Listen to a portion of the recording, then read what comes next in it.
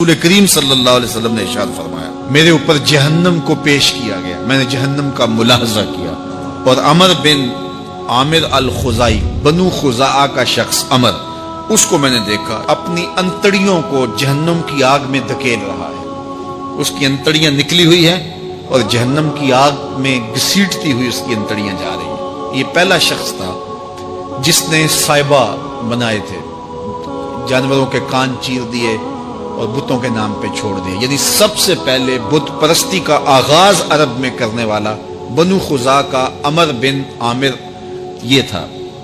تو اس کو میں نے حضور نے فرمایا دیکھا کہ یہ جہنم کی آگ میں جلس رہا ہے، کیونکہ اب جتنے بھی لوگ بت پرستی کریں گے ان سب کا گناہ عمر بن عامر کے نامہ اعمال میں درج ہوگا۔ ان کو بھی گناہ ملے گا جو بت پرستی کرتے ہیں، اور چونکہ ایجاد اس نے کیے تھے، بت اس نے بنائے تھے، تراشے اس نے تھے، پھر اس کے بعد اس نے جانور بتوں کے نام پہ چھوڑے تھے، چڑھاوے چڑھانے کا انداز اختیار کیا تھا، لہٰذا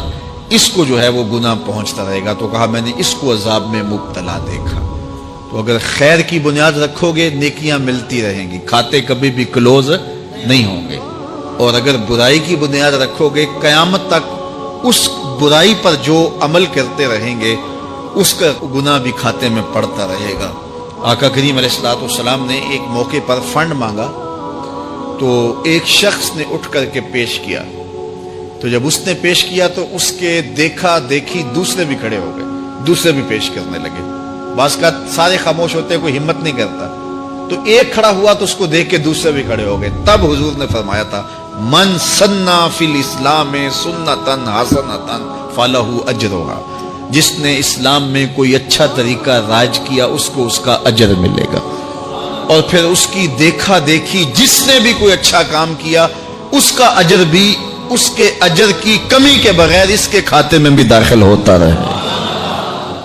اس لیے نیک، اور میں کئی لوگوں کو جانتا ہوں کہ جو جمعۃ المبارک کے اجتماع میں، پیر کے اجتماع میں لوگوں کو لے کے آتے رہے،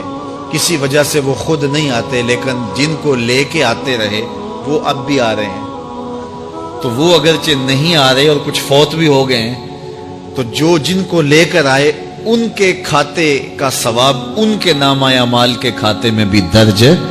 ہوتا رہے گا۔ ہمارے استاد قبروں میں چلے گئے، لیکن آج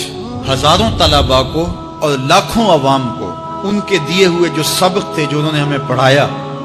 آج ہم لوگوں کو بتا رہے ہیں، تو ان کی روح کو اس کی برکت پہنچ رہی ہے، پھر یہ ان کے استاد، پھر ان کے استاد۔